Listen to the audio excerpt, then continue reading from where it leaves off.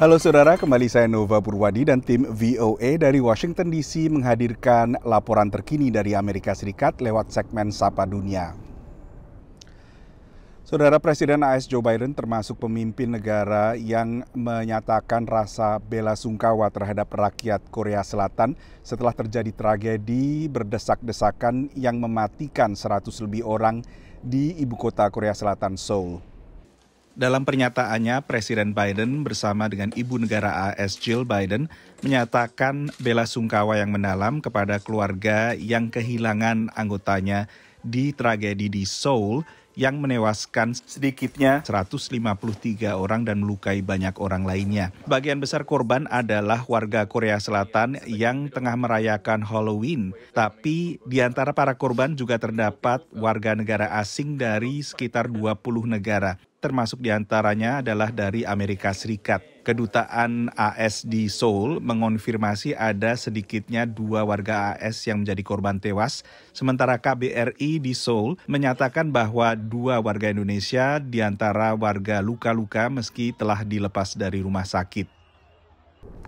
Presiden Biden bertemu dengan Presiden Israel pekan lalu, antara lain membahas ancaman Iran terhadap kawasan Timur Tengah maupun terhadap Ukraina dengan penjualan drone kepada Rusia. Meski sepakat mengenai ancaman Iran ini, Amerika Serikat dan Israel ternyata sedikit tak sepaham dalam menyikapi perang di Ukraina secara umum. Pertemuan Presiden Joe Biden dengan Presiden Israel Isaac Herzog membahas sejumlah isu keamanan termasuk ancaman dari Iran. 5,000 times in my career, the Iron-Clad Commitment of the United States has to Israel based on our principles, our ideas, our values. Herzog menyebut ancaman keamanan dari Iran tak hanya menyasar Israel. Moving towards nuclear weapons and supplying lethal weapons that are killing innocent citizens in Ukraine. Pejabat Ukraina dan negara-negara barat mengonfirmasi penggunaan pesawat nirawak atau drone buatan Iran oleh Rusia ke Ukraina. Pemerintah Kiev meminta Israel untuk menyediakan sistem pertahanan udara, salah satunya Iron Dome atau kubah besi untuk menghindari serangan drone. Israel menolak permintaan tersebut. Israel kerap berkoordinasi dengan pemerintah Moskow untuk hindari salah serang ke pasukan Rusia yang ditempatkan di Suriah untuk membantu Suriah melawan pemberontak. They're focused on not antagonizing Moscow so they can continue to protect their own borders from Iran's weapons falling into the hands of Hezbollah and other proxy actors. Untuk mengadang ancaman Iran, Biden dan Herzog juga mendiskusikan rencana integrasi sistem pertahanan udara regional antara Israel dan negara-negara di area Teluk Persia. Demikian laporan VOA.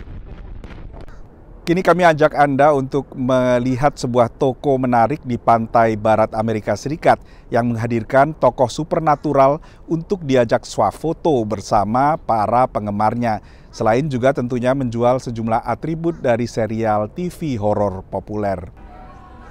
Pengunjung ke sebuah toko pop-up imersif di Los Angeles di negara bagian California bisa kembali menyelami kengerian saat melihat berbagai serial horor dan thriller dari jaringan streaming video Netflix.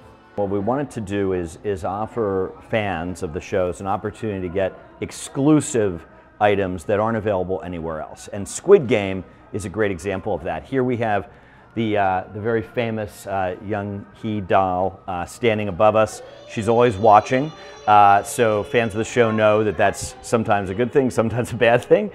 But we also have a great selection of merch here and exclusive teas that bring the Squid Game show to life in really unique ways. And of course, Stranger Things as a universe is so incredibly rich, and there's so many elements that we can pull and provide to shoppers and opportunities. So Hellfire Club, a hugely popular element from season 4. We have the actual guitar that Eddie played on the show in that iconic scene on top of the trailer. And here you can actually take a few of these home with you. They're available for sale. And we even have replica minis of those guitars as well for fans of Eddie and the Hellfire Club. Dalam suasana Halloween dan menjelang musim saling memberi hadiah pada Natal, banyak pengunjung pun jadi penasaran masuk toko. Walking around and saw this and didn't know there was going to be a Netflix pop-up, and we thought it was really interesting, and we love a lot of Netflix series and shows, so just coming and checking it out.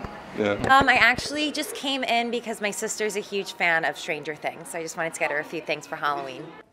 Toko pop-up serupa juga dibuka di kota besar lain, termasuk San Francisco dan New York. Demikian laporan tim VOA. Semakin banyak warga Amerika Serikat, termasuk diantaranya diaspora Indonesia, kini dimanjakan di rumah mereka dengan kehadiran asisten pribadi digital seperti Alexa. Dan ternyata salah satu perancang perangkat lunak bagi kecerdasan buatan seperti Alexa ini adalah seorang diaspora Indonesia di Pantai Barat, yaitu Reza Feridiansyah. Alexa, turn on porch light. Sejumlah perangkat elektronik di rumah Novi diaktifkan menggunakan perintah suara. Alexa, play daily music too. Saya juga pakai voice command untuk garasi, untuk buka pintu, tutup pintu, garasi. Di balik kecerdasan rumah-rumah yang menggunakan sistem perintah suara Alexa, ada insinyur perangkat lunak seperti Reza Feridiansyah. Tugas saya itu hanya software yang di dalam chip itu seperti apa gitu, dan format komunikasinya seperti apa, bagaimana kalau misalnya ini mengirim pesan ini, apa yang terjadi, dan itu semua yang diatur. Lingkup proyek Alexa Smart Home yang dikerjakan Reza berkaitan dengan Intelligence Assistant atau asisten pintar yang bisa mengenali kebiasaan manusia. Kalau kita lihat Intelligence Assistant itu lebih luas dari itu. Kita juga harus tahu orangnya ini seperti apa. Misalnya orang ini biasanya kalau pagi misalnya bangun jam berapa gitu, kalau tidur jam berapa gitu. Hello, your Amazon Echo Dot is ready for setup. Sebelum berkarir di Amazon, Reza pernah bekerja selama 6 tahun di raksasa teknologi lain, Microsoft, mengembangkan proyek perintah suara Cortana. Lulus S1 dari Institut Teknologi Bandung, Reza melanjutkan pendidikan Masters di University of Pittsburgh dan doktoral di Michigan State University. Reza optimistis siapapun bisa sukses berkarir dalam bidang teknologi di Amerika Serikat jika mau bekerja keras dan proaktif. Hardworking itu saya rasa semuanya harus, hardworking itu ada. Kalau menurut saya kerja di sini itu kompetitif juga gitu. Jadi setiap orang itu harus berani menunjukkan ini loh, aku mengerjakan ini gitu loh. This is what I'm doing. Harus berani misalnya, oh aku mau proyek itu gitu loh. Jadi nggak bisa kita hanya diam aja tunggu perintah. Dari Seattle, Washington, VOA. Itu dulu laporan kami dalam segmen Sapa Dunia. Kami akan kembali menjumpai Anda pekan depan. Dari Washington DC, saya Nova Purwadi dan tim VOA.